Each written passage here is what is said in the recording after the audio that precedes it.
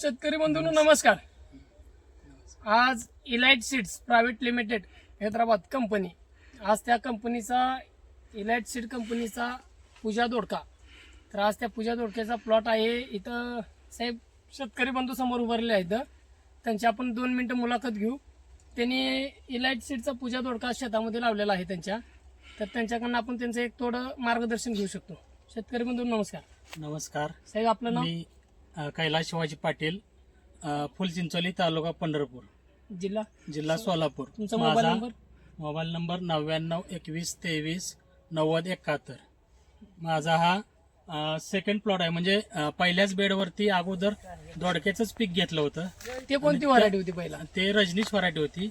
त्यानंतर तुम्ही आणि कुठली व्हरायटी? त्यानंतर त्याच ह्याच्यावरती आपलं इलाइट कंपनीचं पूजा ही व्हरायटी लावलेली आहे. हा माझा 1 एकराचा प्लॉट आहे. सर, लागण कधीची होती आपली? लागण आहे ही 21 तारखेची.